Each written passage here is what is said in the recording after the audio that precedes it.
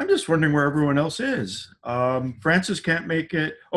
Martin can't make it. Martin's on a boat right now on his way to Bergen. So he's heading back to his, I guess, his mother's house, but he's sailing right at the moment. So Martin can't make it. Ian is at the airport probably now. He's probably on his way to Paris. Ben, Francis is stuck in traffic. I'm not sure where Ben Ingrid. is late. Ben is late. Ben Well, will be Ben said he sometime. was going to be late. That's fine. I talked to Iman yesterday. I had a very poor internet connection with her. I'm not sure where she is. So, we'll just give it a few more minutes. Yes.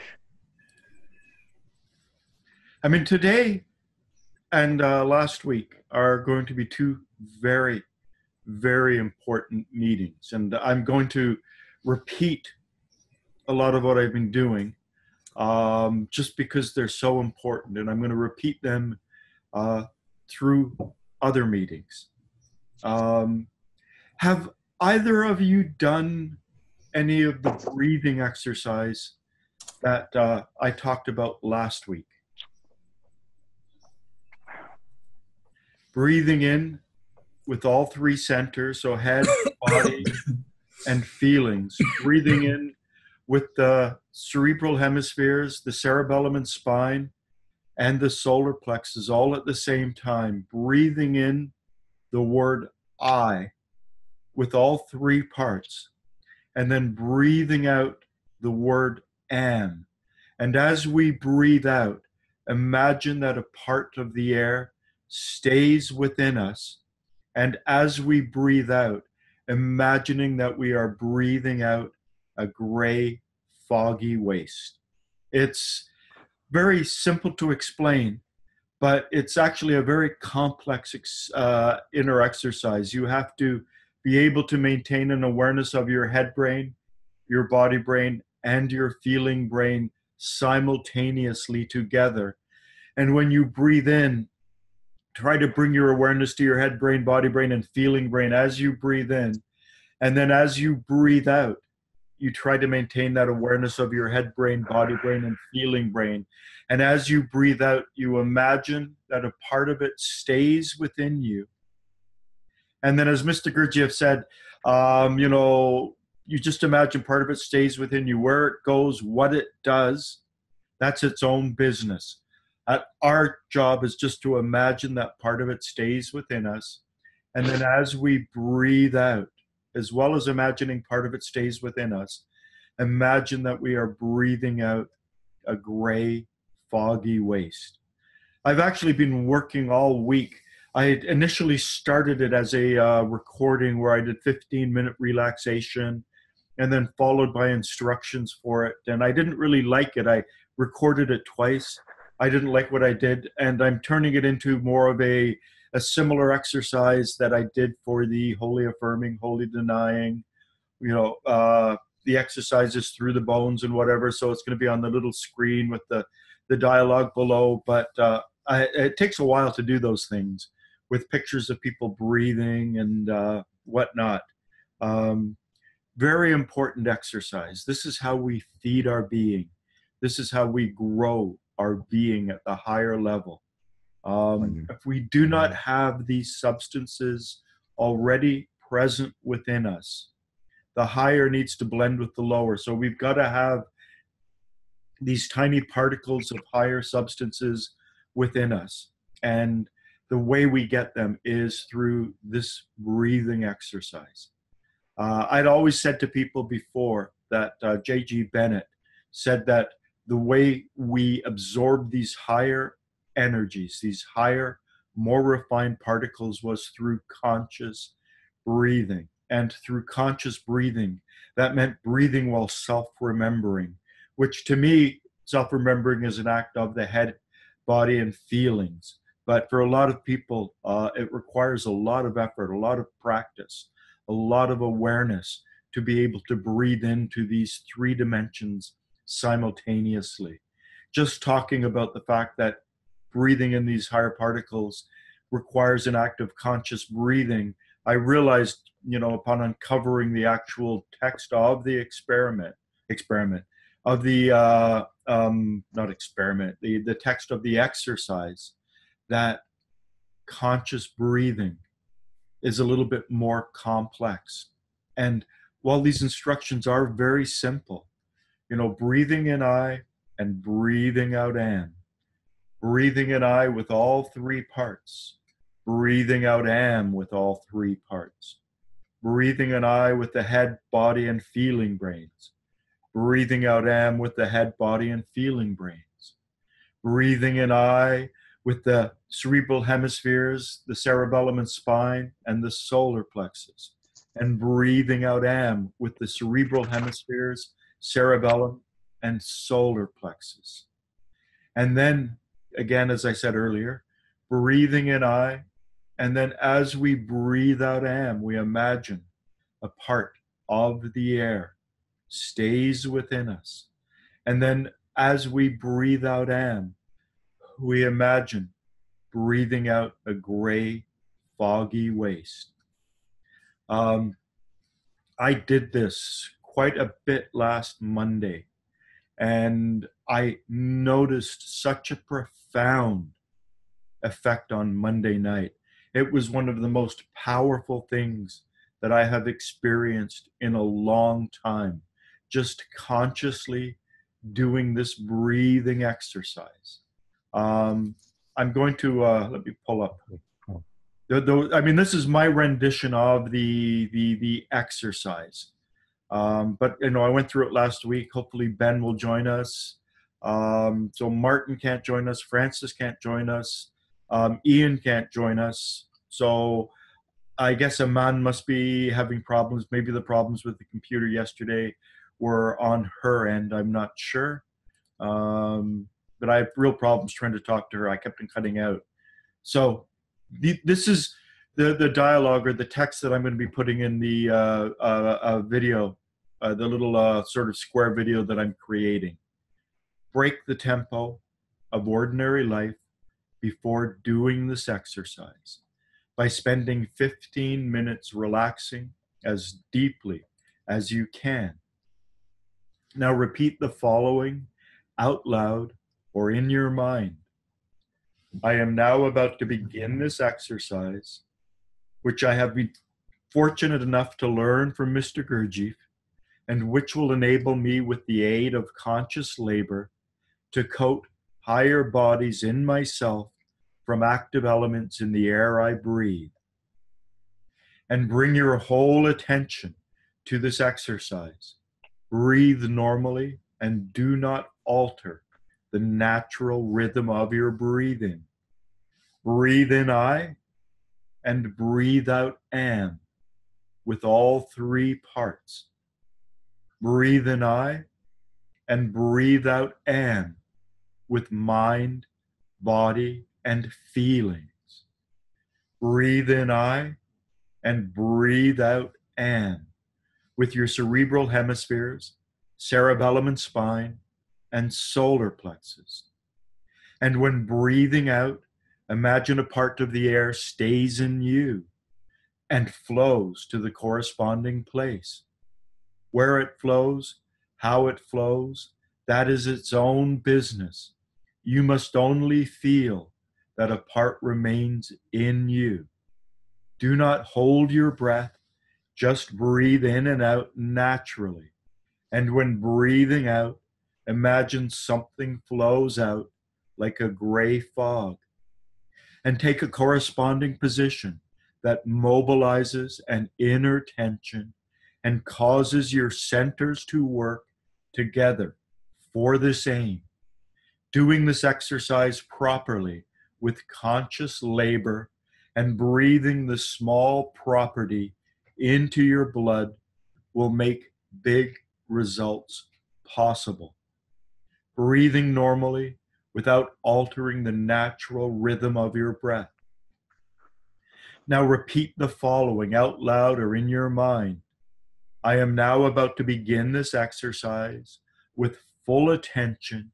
I will draw in my breath, saying I, and sensing the whole of myself. I very much, I wish very much to do this in order that I may digest air. And these are quotes directly of Mr. Gurdjieff. And this is just me having retaken his exercise and put it into a form. And this is the text that I'm going to use on the video that I'm creating. So breathe in I and breathe out am with all three parts. Breathe in I and breathe out am with mind, body, and feelings. Breathe in I and breathe out am with your cerebral hemispheres, cerebellum and spine, and solar plexus. Breathe in I and breathe out am. And when breathing out, imagine a part of the air stays within you and flows to the corresponding place. Where it flows, how it flows, that is its own business. You must only feel that a part remains in you. Now repeat the following out loud or in your mind. I wish to keep this substance for myself. And then breathe in I, breathe out am, and when breathing out, imagine something flows out like a gray fog, breathing normally without altering the natural rhythm of your breath. Now, what I've just read accounts for like 2 or 3 minutes of the video that I'm creating. I want to go and use my daughter's Macintosh and record the vocals and then put it together and put pictures of people breathing together. But then for the next 6 or 7 minutes, the text that I'm going to have and the part that I'm going to have is the very last bit I have here on the screen. Breathe in I, breathe out am with mind, body, and feelings. Breathe in I, and as you breathe out am, imagine a part stays within you and flows to the corresponding place. Breathe in I, and as you breathe out am, imagine a gray fog flows out. So very profound, very important exercise.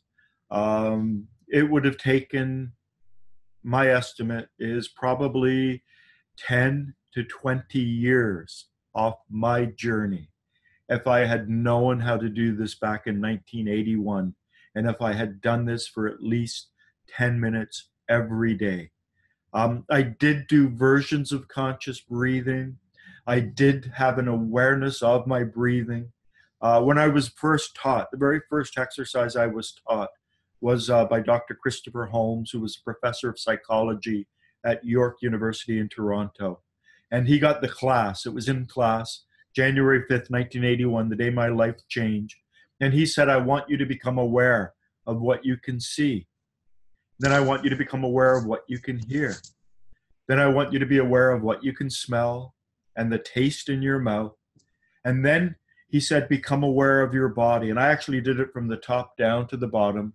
When I know now it should be from the bottom up to the top, but become aware of your body. Try to be aware of as much of your body as you can. And then finish by trying to breathe in a feeling of joy. So as I did that, and as I breathed in the feeling of joy, it was like a light went on for me. And I had never experienced as a profound a state in my life up until that point. It was amazing. When I went through that experience, I knew my life had changed. My magnetic center had been activated. I couldn't put it into these words, except for the fact that I knew my life had changed. I went home, talked to my girlfriend, told her she should break up with me because I wasn't going to be the person that I had told her I was going to be. I was going to pursue this mystical life. I didn't quite put it in those words, but I did tell her she should break up with me. And instead we got married, had 3 children, and then we broke up 20 years later. But the consciously looking, listening, smelling, tasting, and then adding the level of the awareness of the physical body, and then becoming aware and breathing in the joyful emotion, and breathing in. I was actually activating all three brains at the same time. But I never used the affirmations, and I never imagined that part of the air was flowing to the corresponding places, and I never imagined breathing out a gray, foggy waste. So if I had known this exercise back then and woken up in the morning when I was still in a relaxed, collected state, so I didn't have to do the 15 minutes of relaxation, waking up in that tranquil state, and if I had done that breathing exercise for 10 minutes, I would have pulled more of those higher particles that are necessary for the process of alchemical transformation within us. I'm just going to pull something else up. Just give me a second. Would it be nice to use some kind of a essence while breathing? This is a What do you mean? composer. Use some kind of can you repeat that? No, I'm holding in right now Oh, 37 yeah. smell Okay, plant. you're talking about essential oils. Okay. To Okay. be honest, I have a feeling that just as clean an air as we can is the best. All right. Thank you. You know, in Beelzebub Tales to his grandson, Mr. Gurdjieff makes a comment about how unnatural it really is to live, say, on the 22nd floor, which I once did, of a tall building. He talked about the fact that the air way up is different than the air and what accumulates on the ground. He didn't really go into the specifications, but I assume that being on the ground, breathing air naturally. Probably it would be better if we were in the middle of a jungle where the plants were actually producing the oxygen that we were breathing right there, or maybe even on a beach, but wherever we are to breathe. Whereas if we breathe in the essential oils, I'm not sure. Maybe not. Yeah. I think we lost Reggie. There he is, back again. So I'm just going to pull this up just a second to kind of explain this in a. Oh, it's right here. Yeah. So, whoops. Let me see if I. So the alchemy of human transformation. Mechanical man is on the left, the state of waking sleep. Mindful man, or man who is self-aware or personally conscious, is in the middle. And conscious man, or awake man, is on the right. And on this diagram, where I have the pluses along the diagram, this came from chapter 9 of In Search of the Miraculous. In that chapter, Mr. Gurdjieff uses the word carbon for those white plus signs. It's the active element. And he says that these elements have to already be present within our system for this mechanical, for this transformation to occur. So for instance, on the very left side, DO 768, that comes in as the food we eat. So whenever you eat any food, it comes in at that level, and it meets with a substance within us at the level of 192. J.G. Bennett says that this is the saliva in our mouth. I think the man is joining us. Then when it moves into our stomach, as Ray 384, it meets with the gastric juices already present in our stomach. And then it leads to me 192, which is on the level of air, and the octave of air has to come in at that same point as a resonance to help it move up. This one on the left is what naturally occurs. This is all mechanical. But as we move over to the center, it isn't. And if we look at the difference, for the octave of air, the middle octave, there are these two higher carbons that should already be present within ourselves that we need in order to transform air higher. And then also we need to have these two higher elements already present within ourselves in order for the octave of impressions to begin to transform higher. If we go over to the level of objective consciousness, we realize that there's a whole new carbon that has been added to the octave of food.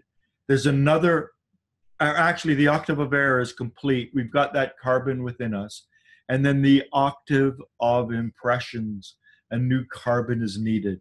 So these new carbons that are not present in mechanical man are somehow present in the air that we breathe. And so through doing this breathing process, by breathing in and imagining or calling in, breathing in with the I, with our head, body, and feeling brain, and then imagining part of it stays within us as we breathe out with our head, body, and feeling brain, and imagining breathing out a gray, foggy waste, brings in the center diagram some of these higher particles, and in the right-hand diagram some of these higher particles into our being, so that they are present within us, so that we can then engage in this alchemical transformation. It's this, to me, this is so important, and this exercise is so simple, and yet it is so difficult.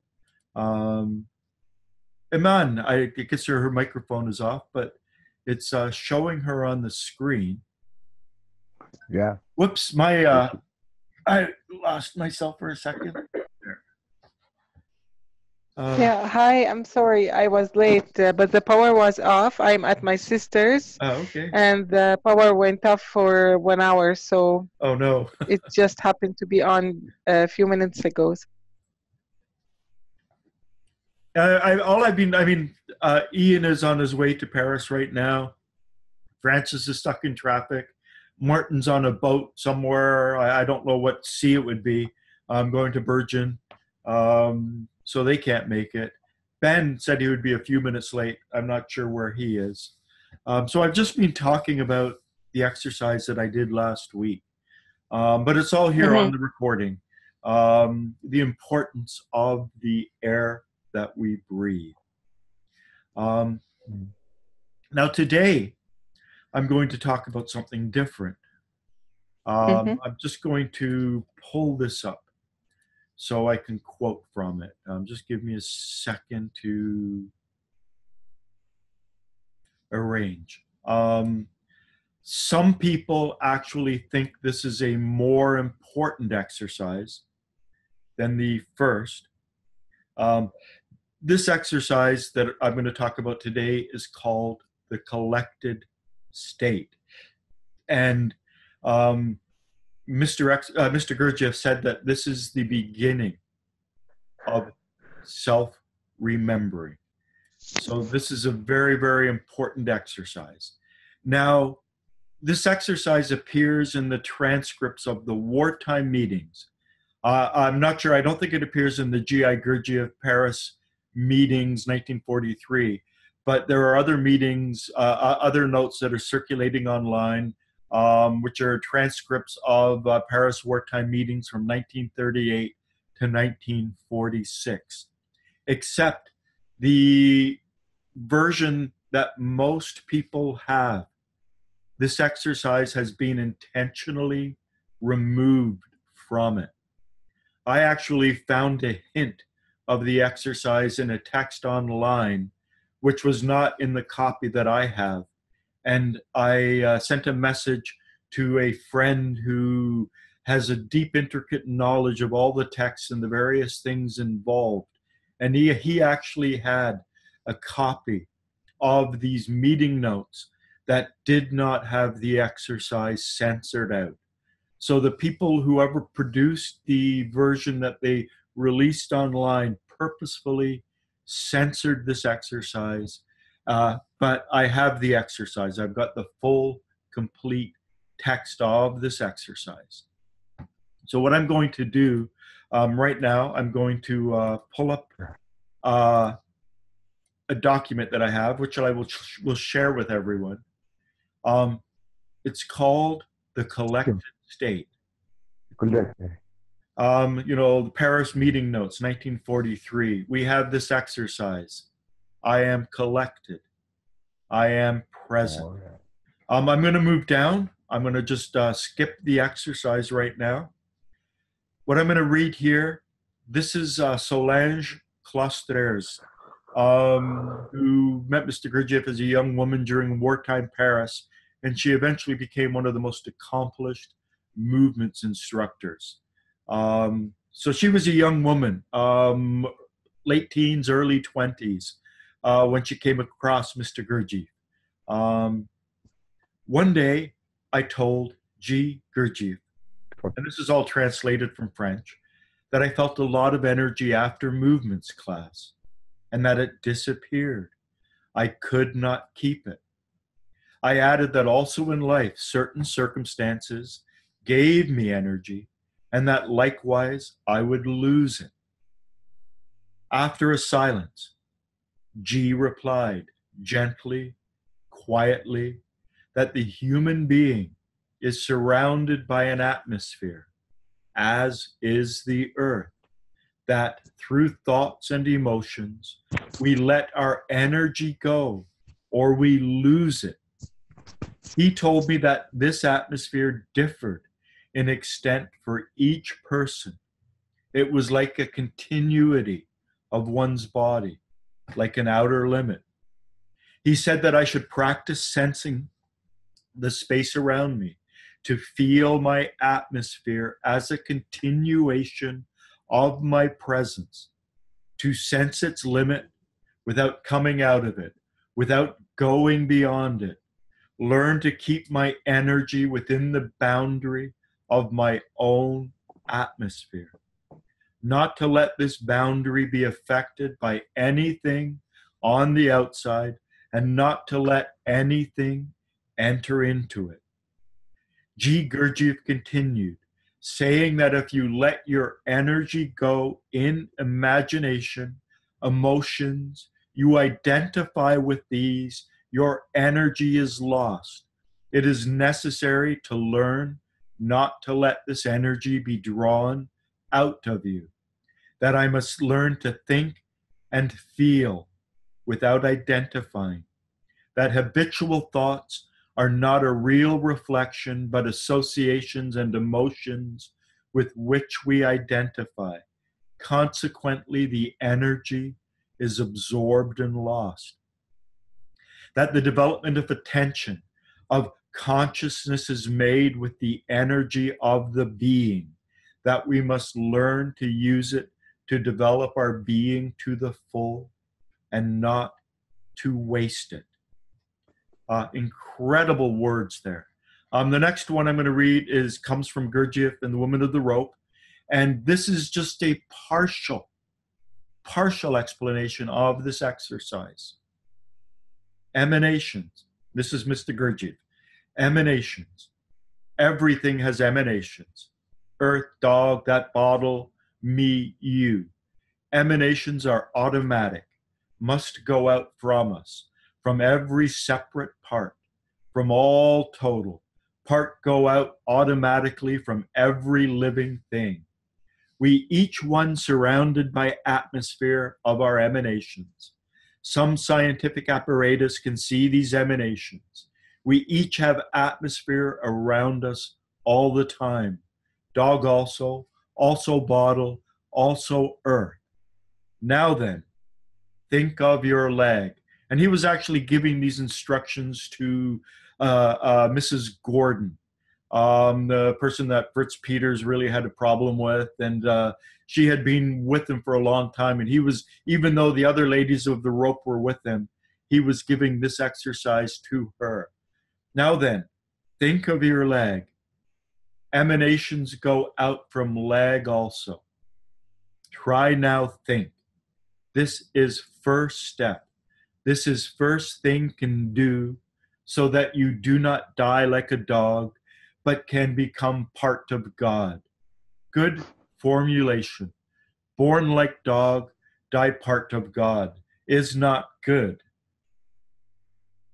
When I tell you this beginning thing you can do, tonight your most important moment in life, more important for you than God, more important than your birth. Why? Because you born like dog. After tonight, you have responsibility. Because I tell you this, your leg, emanations go out. Now you think, not all emanations go out of leg. Save some of them. You accumulate emanations in your leg, not let all go out. Let some for necessary reasons, but you accumulate some also. You begin accumulate in you some of the emanations which go out automatically. This is what I tell you. This is a beginning to not be dog, but part of God. After this, I tell you more. There are 7 ways to accumulate emanations. This is first. To do this, you must remember yourself, but you cannot do without asking me questions. Think of questions. I give you 12 hours. You meet tomorrow morning, must ask 7 questions before can understand what I mean. 7 questions must ask, otherwise you not understand. And then later on, first at beginning, do it when not in life, when lie in bed, sit in chair. Important not to make mistake at beginning, not occupied with outside life. Important, do it first outside of life, then when sure that doing it right, do it in life. Can make mistake at beginning, and that can be dangerous. Then you only have psychopathic attention, mental center attention, not totality of memory sensing attention. Later must do in life, must do all in life, not be like monks isolated from life.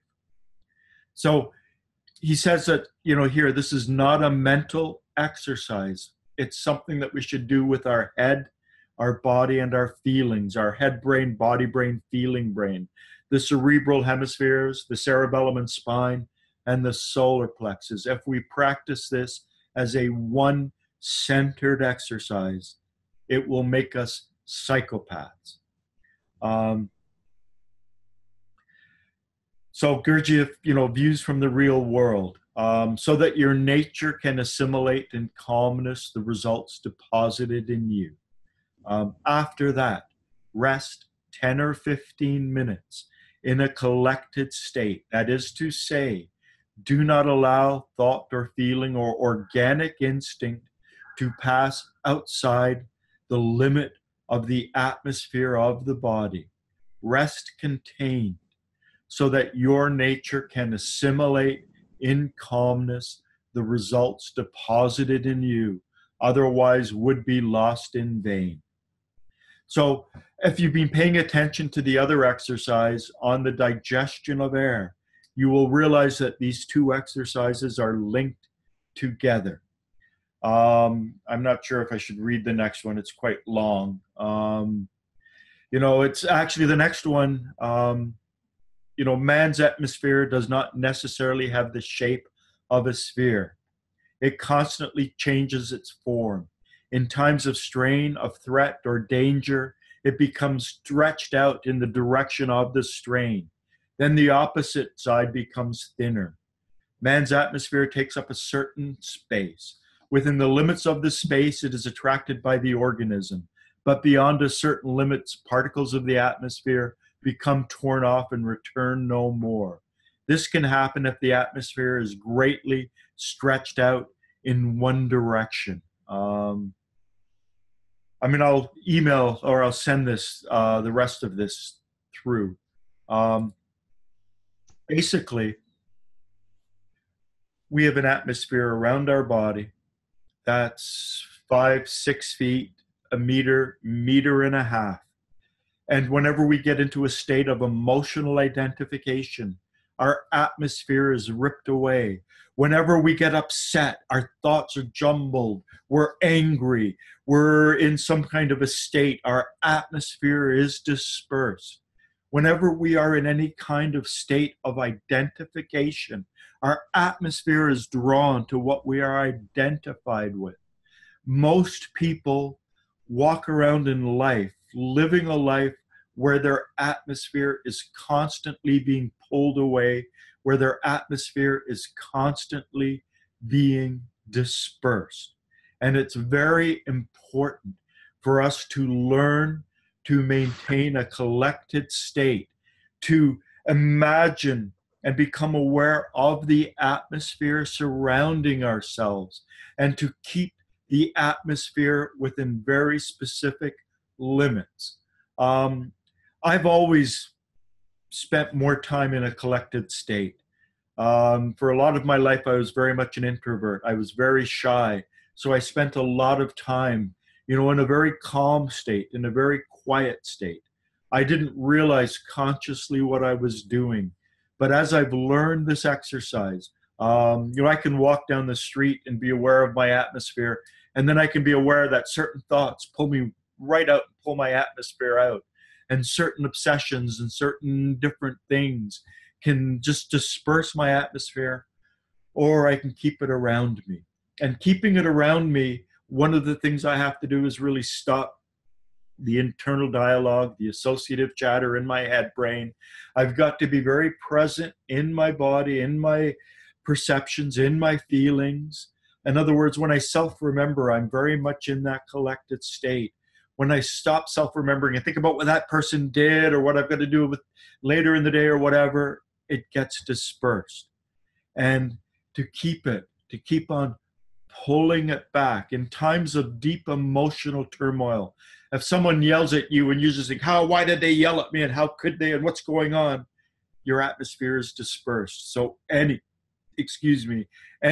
kind of negative emotion that is based on the process of identification, which is probably 99% of the negative emotions that we experience. They just burst the atmosphere. They dissipate it.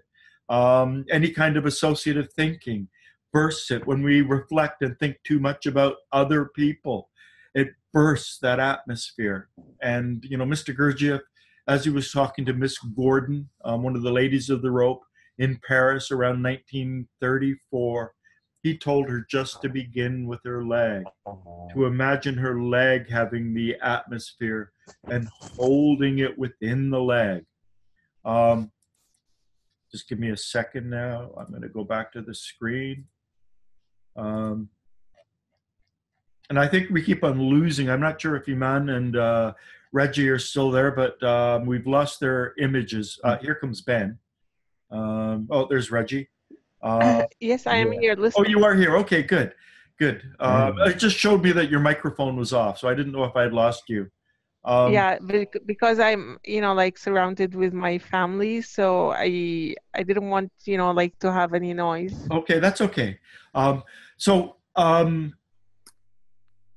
Meeting number 29. Thursday, the 3rd of August, 1944.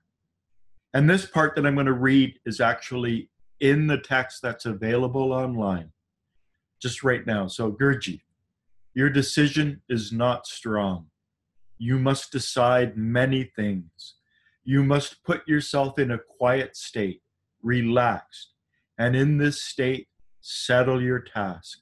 You try it 10 times, 100 times. You fail. You continue.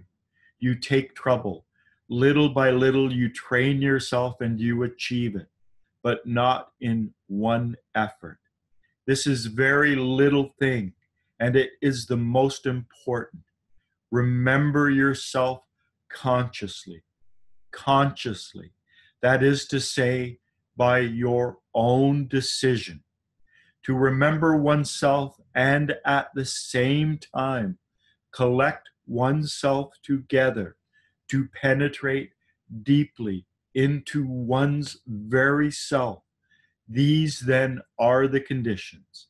If you cannot continue for a long time, try it for a short time.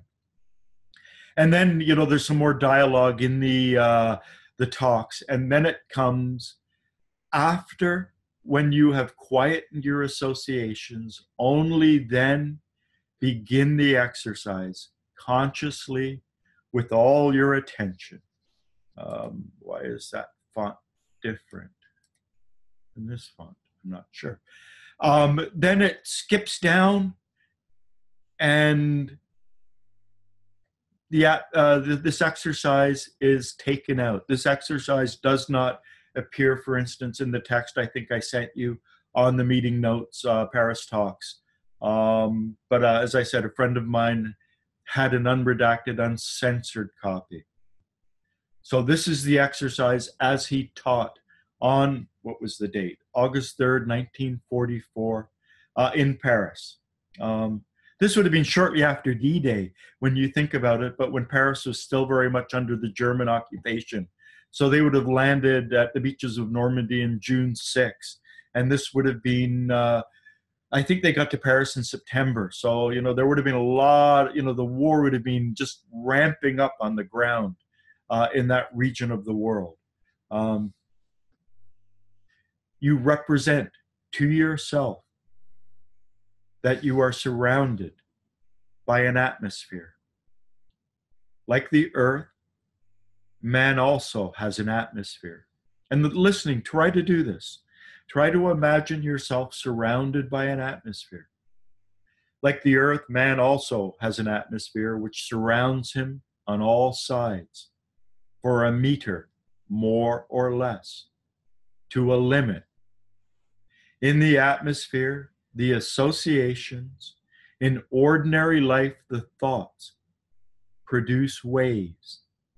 It concentrates at certain places, it recedes, it has movements according to the direction which you impart to it. This depends on the movement of your thought. Your atmosphere is displaced in the direction in which your thought goes. If you think of your mother, who is far away, your atmosphere moves towards the place where your mother is. When you do this exercise, you represent to yourself that this atmosphere has limits. For example, 1.5 meters, shall we say. So a meter is approximately 39 inches, which is 3.5 feet for those American or who still work on the imperial system. So 3.5 to 5 feet.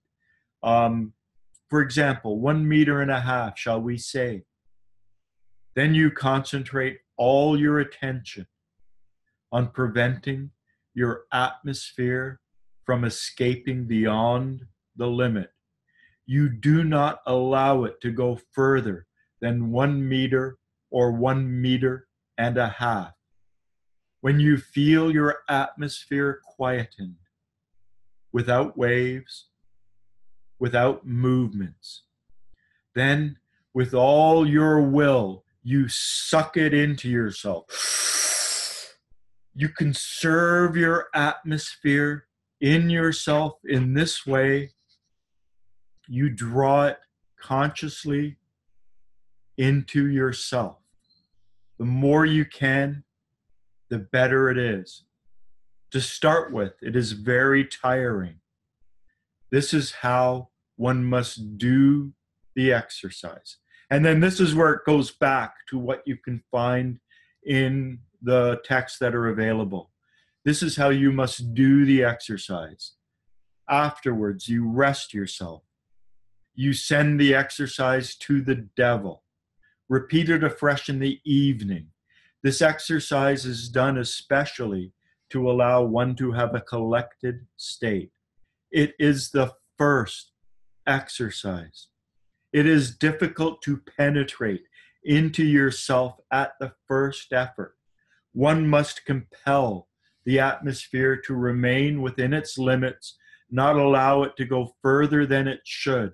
It is the first exercise in order to have a collected state. This exercise I have given to everyone. I'm not sure why suddenly the red writing appeared on it. This exercise I have given to everyone.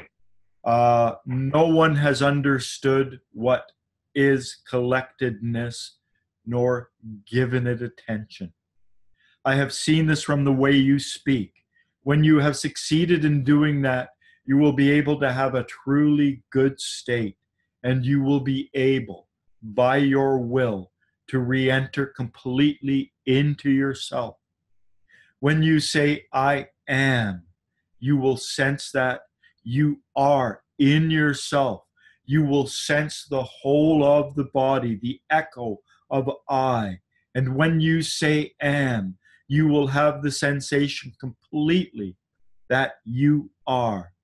But if you do it for 10 years, I am, it will lead to nothing but to be a candidate for the madhouse.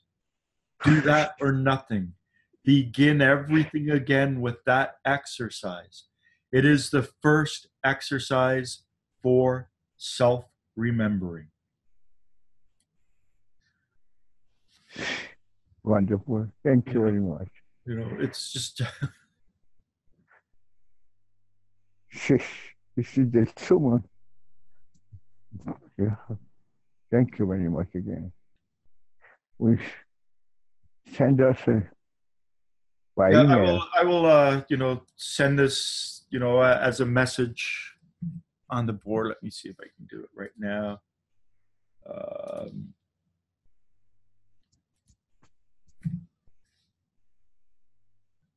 Yeah, but I mean, all the text that I read, you know, there's a fair bit of it, but the exercise is right there. Third-ish paragraph down, but I put the Solange Glostairs, so it's now on our message board. The document that I had, Right. So it's there for you. Thank you. Try to practice this, as he said, at home. One of the best times to practice this exercise, and it's not right here in the material that I have here, but I've read elsewhere where, you know, they talk about when we are most collected, and that's right after we wake up, first thing in the morning. We are most collected, most within ourselves. And, you know, as he said there, this is a very, very profound, very difficult exercise. So we start by taking baby steps. He told Miss Gordon, who had already been with him for over 10 years. She was at the Prieuré 10 years before, and she became a woman, one of the ladies of the rope. And he told her in 1934 to do this. But I mean, if you know anything about Miss Gordon, you realize that she was, you know, she knew that Mr. Gurdjieff was very special, but, you know, she wasn't one of his more advanced students. So maybe this is why he didn't give it to her earlier. And he told her, for her, just to begin with her leg, to imagine that her leg has an atmosphere, to imagine containing the atmosphere around her leg. And then I guess, you know, the next thing would be to move to the other leg, to move it to the arms and the legs, to move around the body, but to imagine, you know, to sit in quiet and to imagine that you can sense your atmosphere. I'm not sure how, you know, long my arms are. My arms are probably 3 feet, so my atmosphere would extend a little bit further than my arms. So, you know, yeah, from one side to another with my arms, you know, it's 6 feet. So from the center to the edge of my hands is 36 inches. A meter is 39 inches, 40 inches.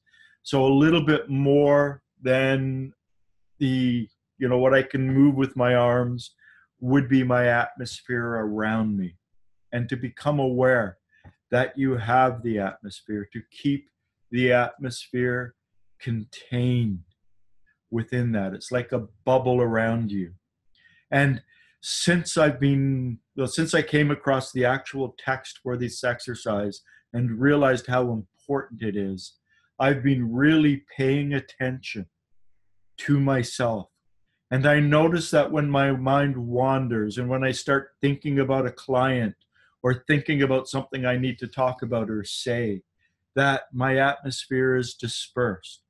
But when I am in a state of self-remembering, and he said this is when we consciously bring our awareness back to ourself, when I am consciously aware of myself, of my body, when I'm consciously aware of what I can perceive, see, hear, smell, taste, that's my head-brain perceptions, consciously aware of my body, the sensation of myself, of my body, from the bottom of my feet to the top of my head, and consciously aware of my feelings, when I'm consciously aware of myself.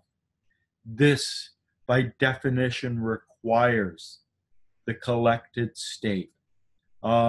So whenever I had been self-remembering before, throughout my life, and I've self-remembered many, many hundreds of thousands of times over my life, I was by definition in that collected state. And sometimes I would only self-remember for 15 seconds, and then my awareness would be pulled away, and sometimes I could do it longer. So to be self-remembering is by definition to be in the collected state. And to be in the collected state helps us, it facilitates our self-remembering.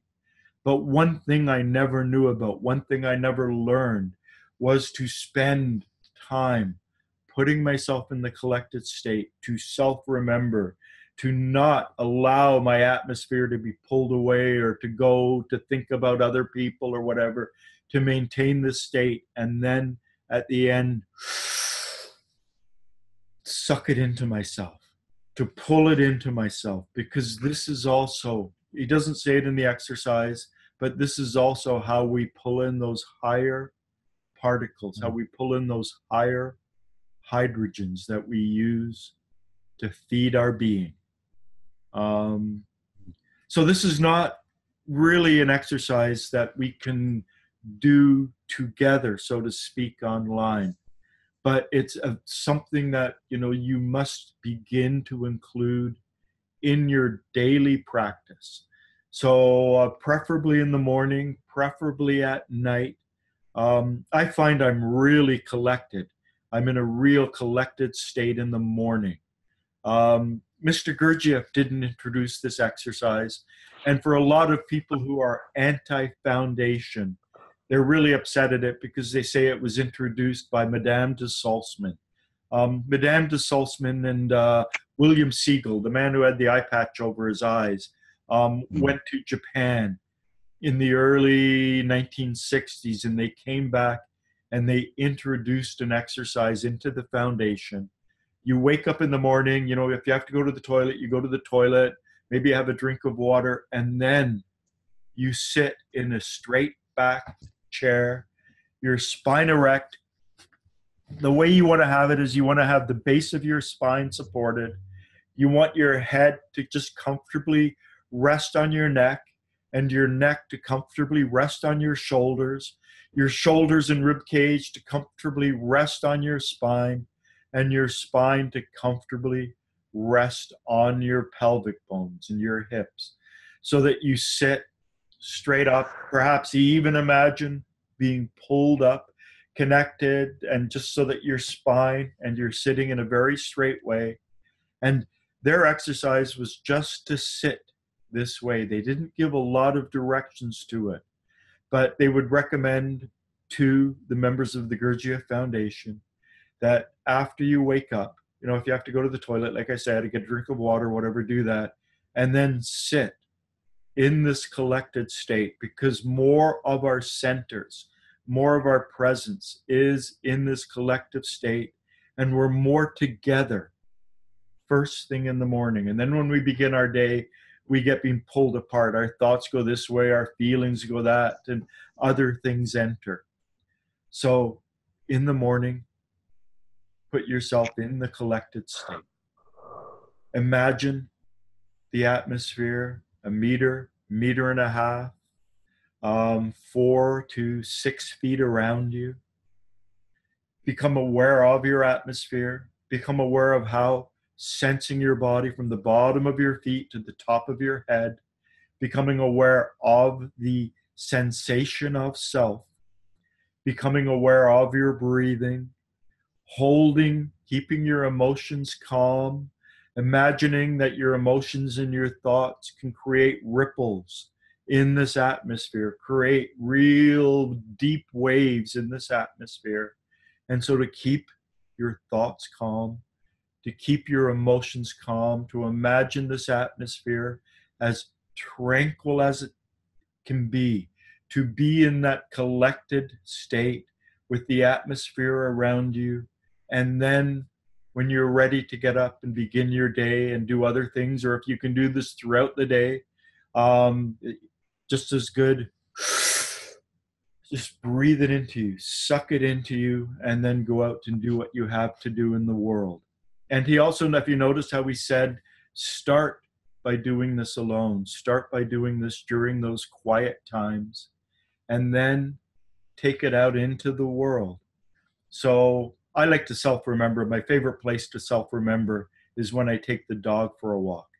I like to get into that collective state. I stop my associative mind. I actually start by listening. So to what I can hear, the traffic, the birds, the breeze, then I become aware of what I can see. Then I become aware of what I can smell, what I can taste. Then I sense my body and I become aware of my feelings. And so it's like I pull myself back into myself.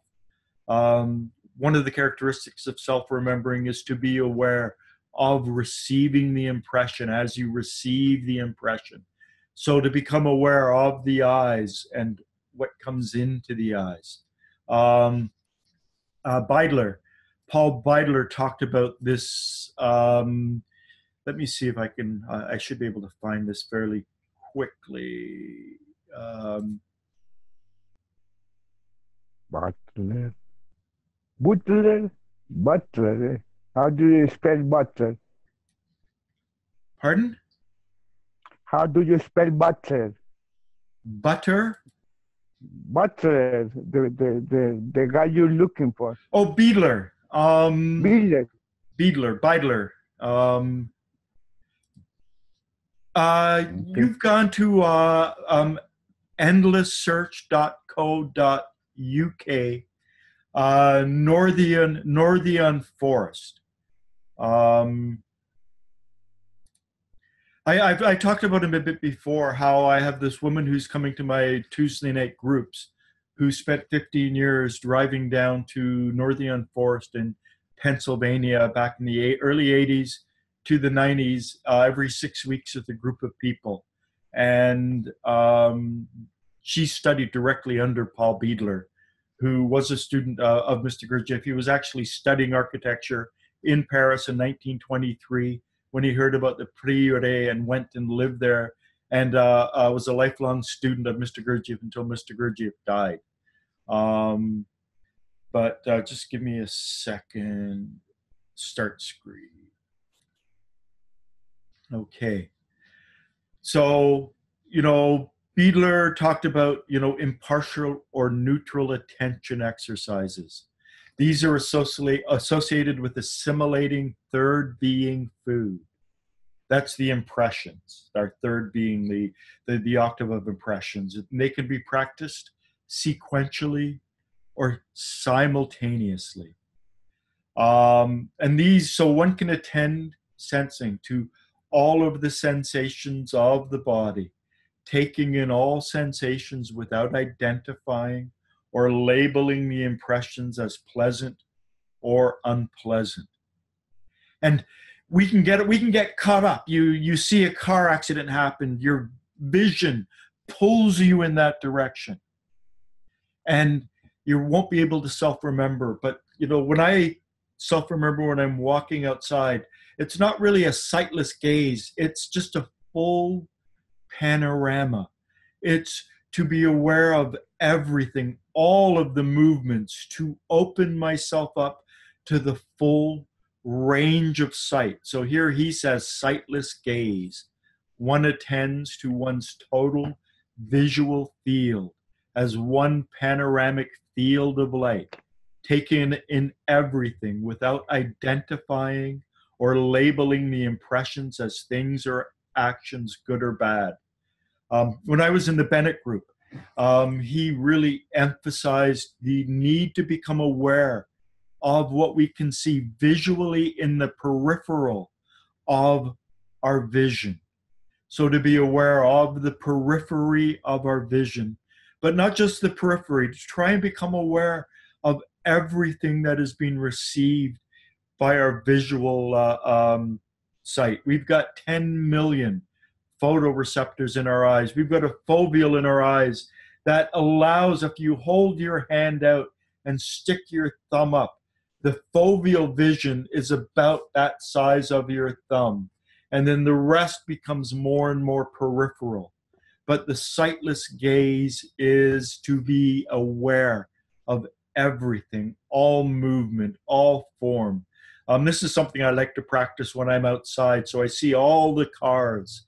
I see there's a coffee shop down the road. I see all the people moving, their arms. I'm not focusing on anything. Sightless sound. One attends to one's total oral field as a panoramic field of sound, taking in everything without identifying or labeling the impressions as things or actions, good or bad. I was sitting outside at the coffee shop yesterday with someone who's actually a member of the Gurdjieff Foundation, and they were describing an experience to me. And in that moment, I was really trying to hear all the voices around me, the sound of all of the traffic, the sound of the birds, the sound of everything that I could hear in that particular moment. So rather than focusing just on a single voice, I tried to open my attention, my hearing to everything. And this is what I do when I self-remember. When I do the sightless gaze, I try to be aware of everything that I can perceive, all movement, all shape, all form. The sightless sound, everything, or the soundless sound, the smellless smell. One attends to all odors, taken in every odor without identifying it or labeling the impressions as things or actions, good or bad. So just to smell, again, we're not even aware that there's a center to our smell and there's a peripheral dimension to our smell. And then the other is the tasteless taste, to attend to all taste impressions in your mouth. Now, I actually have an exercise that I created many years ago, even though the exercise is 2015. Let me see if I can just find it. I call it mindful perceptual exercises. And I believe, let me find out.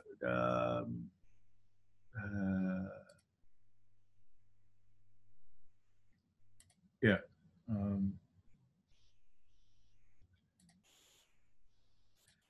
And in a sense, I mean, I what I did was when I created my self-remembering series on YouTube, it's a series of 7 10-minute inner exercises that will teach you how to do basic self-remembering. What I did was I reverse engineered my own experience. Number 5, I just ended up doing mindful perceptual exercises. That's what I call it. So, you know, you sit there, for instance, and look right at the center of your sight, and then you become aware of everything around you in the peripheral. You sit there and become aware of the center of your vision, and then you become aware of what's above you and what's behind you and what's around you. I'm just pasting a link to the group right now of that exercise, mindful perceptual exercises. So it's on the message board for on Facebook. the link to that particular exercise. It's number 5 in my self-remembering series. And it's just a series of exercises, to become aware of what you can hear above, behind, below, in front, what you can smell above, to the side, below, to the side, what you can see. I don't think I use taste. I might use taste. I don't think so. But it's, looking, listening, and smelling, trying to expand our awareness. And, reading what Beidler said about that process. He calls it sightless gaze and whatever. And it's just very similar to what I've been doing. I just gave it a different name. I just, hopefully, I don't know if I did it right, endlesssearch.co.uk. I've just shared that to the group. I don't know why it's not showing up. Endlesssearch.co.uk. This site, endlesssearch.co.uk. I'm going to put it on the message. I don't know. There. On the message board. This is where the Beidler exercise, sightless gaze, and everything is. The endlesssearch.co.uk, it's actually put up and run by someone who was from Toronto. His name is Ian McFarlane. And when I talk about my friend Fran, who's joined my weekly Tuesday evening group, Ian McFarlane was the central dominant presence in Toronto. So they would meet twice a week, sometimes in parks. And then as a group, they would drive down to Northern Forest every 6 weeks to spend the weekend with Paul Beidler. I say Beidler, but she said his name is Beidler, Paul Beidler, at Northern Forest in Pennsylvania. And then they would drive back, and then they would meet once or twice a week together here in Toronto. And they did this for 15 years. Now, Ian McFarlane has subsequently moved to the UK. So that's why the website is endlesssearch.co.uk. But he was the person in Toronto who Fran knows very well. He was sort of the leader of the Toronto group. Though back then, Paul Beidler was the actual group leader. And they would go to Paul Beidler every 6 weeks. So there's some information there on that website. The holy the holy affirming, moving up the leg, holy denying, pelvis, upper leg, down the leg. Those are all come from her. They come from the Beidler website, Endless Search. So these are all different things that we can begin to engage in. Okay, I've been talking a lot.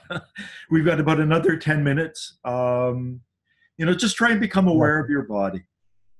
Just try to focus on your body, to try to sense your body, to become aware of your breath, to become aware of the air flowing in through your nose, nasal cavity, back of mouth, throat, vocal cords, right down into your lungs and back out again. And then try to become aware of your body breathing.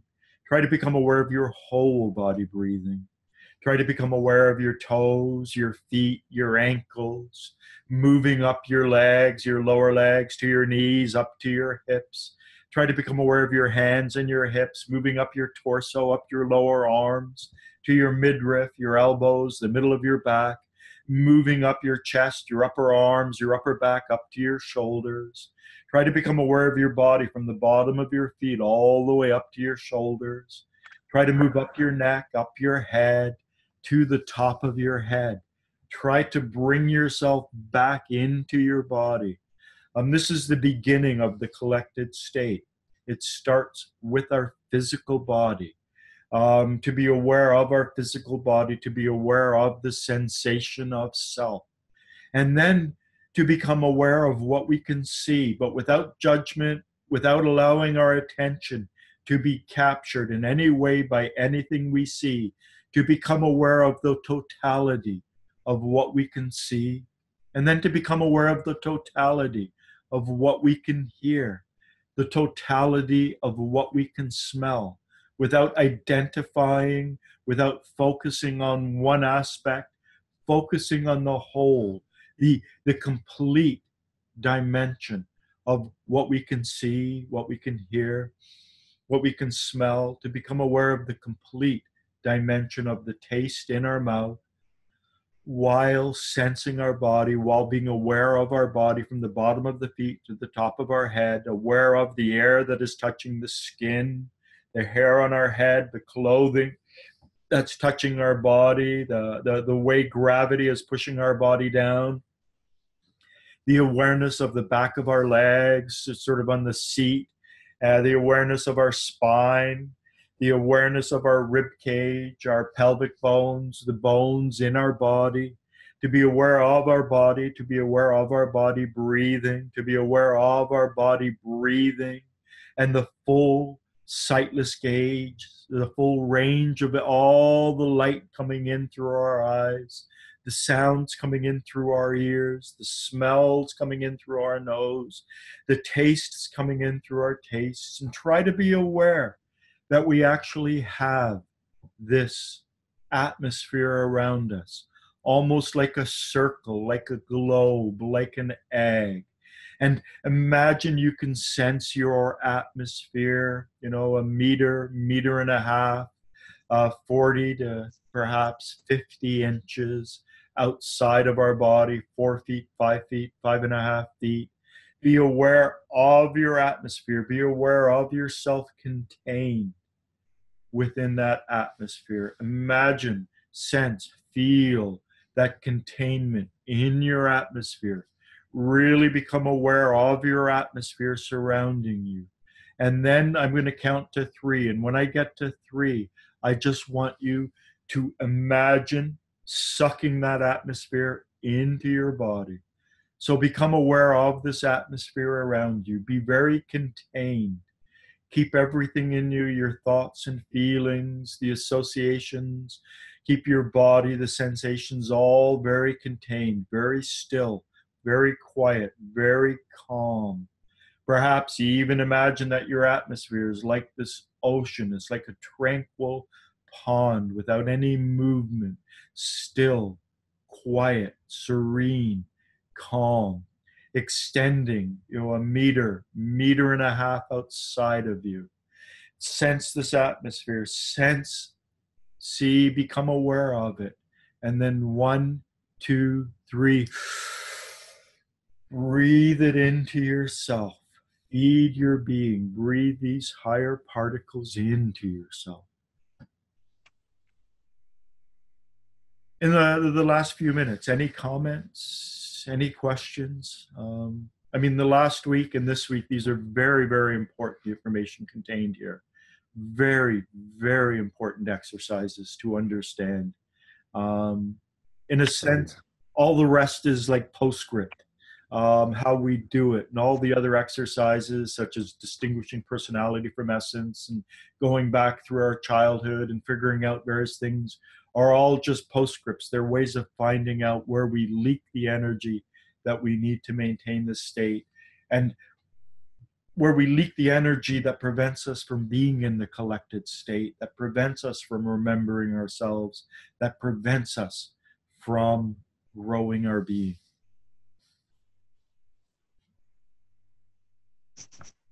Thank you very much. Fantastic. Thank you, Alan. Thank you. Oh, yeah. Thank you. Any last minute questions? I've gone through it quite explicitly, so there's just what the differences are between meditation and hypnotherapy, and what is better and what is worse for what? in a couple of minutes. They're vastly different. And the meditative state is also a trance state. Mm-hmm.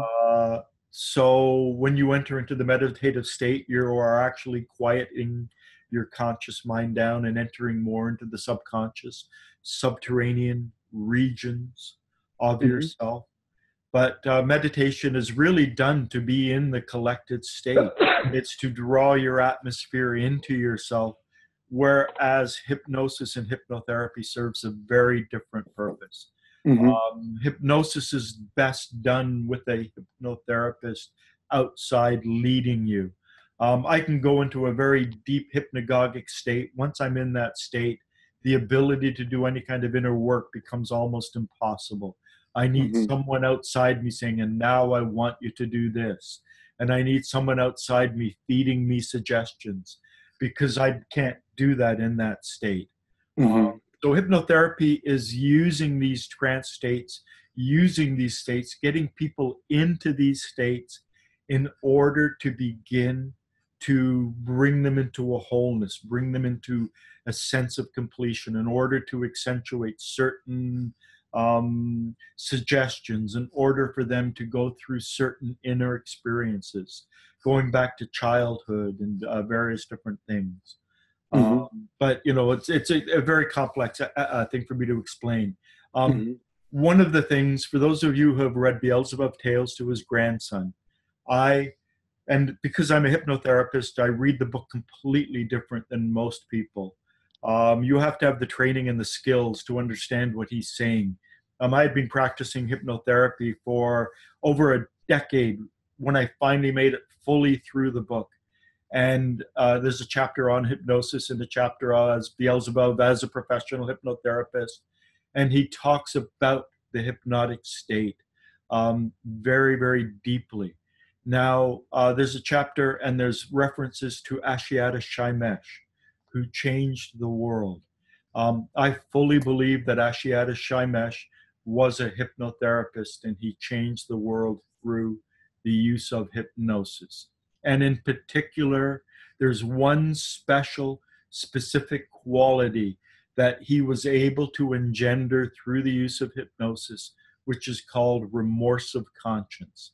And between Beelzebub Tales and the Paris wartime meetings, the understanding of what remorse of conscience is profound. There's an exercise, a very advanced hypnotic exercise called forgiveness of others. And forgiveness of self is the second version.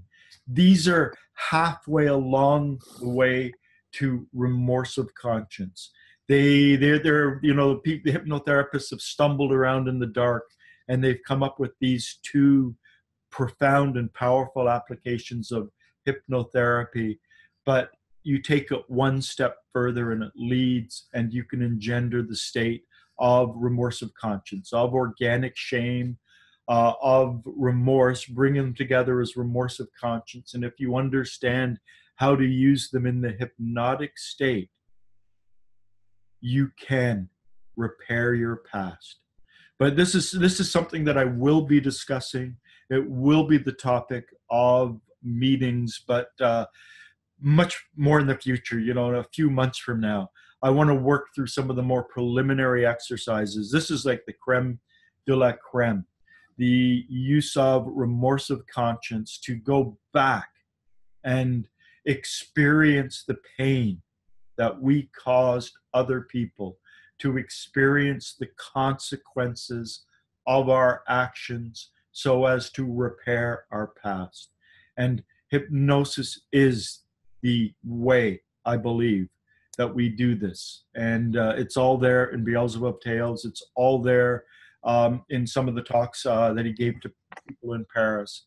But again, this is just a brief introduction now. It's a much more complex topic than a few minutes can give me. Who is Ashiata Shaimesh? Because Ashiata Shaimesh, we don't know. Mr. Gurdjieff hinted he was still to come. He was in the future, but he came before Babylon, so he was in the past, and we don't know.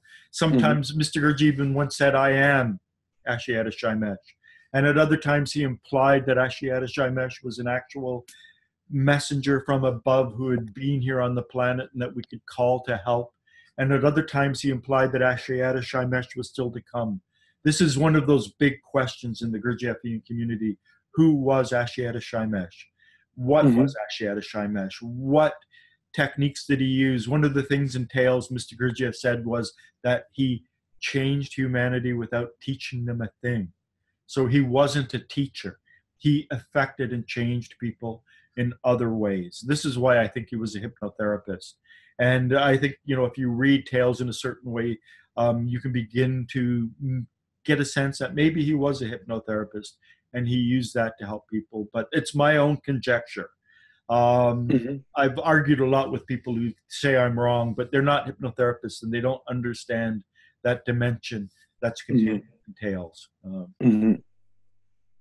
And maybe last question is, I think I heard another person, Mola Nasser Eddin, yeah. So, and then who is he? He's because I have Mullah is both a fictional character and a non-fictional character. Okay. Mullah Nasser Eddin is a very, very famous person in Central Asia. You know, I have friends who are Iranian, and when I talk about Mullah Nasser Eddin, their jaw drops, and you know about him. But there are so many stories that are actually ascribed to him. But Mullah Nasser Eddin was actually a real historical person. And this is where it gets, you know, synchronicity and spook. Because you've probably heard of the Sufi poet Jalaluddin Rumi, the poet Rumi, the Persian poet. The Mongols were invading Persia, which is Iran, and so he left and he moved to Turkey. And he lived in an area, Rumi comes from Roman, so he lived in an area in Turkey, and Rumi lived in an area in Turkey. He lived in a city, Konya, and was alive at the very, very same moment that the historical figure, Mullah Nasser Eddin, lived. And Rumi was a poet. The whirling dervishes and everything, they're all Mevlevi Sufis. That is all traced back to Rumi. Whereas Mullah Nasser Eddin, he was a jurist, so more like a lawyer or whatever. And he started out as a historical person, but became a fictional person. And, you know, so he, you know, Mr. Gurdjieff quotes something like 60 sayings of Mullah Nasser Eddin, and some of them he probably picked up, and some of them he may have invented. You know, like there's all these stories of Mullah Nasser Eddin, and they always have multiple meanings. There's a surface meaning, there's a deeper meaning, and you can go online and you just type in, you know, Mullah Nasser Eddin, and there are a number of different spellings, and you can come across all sorts of stories about him. And these are all Sufi stories in some respect. They have layer upon layer upon layer of meaning, and the first meaning is not the meaning that you should take, and some of them have 3 or 4 different meanings.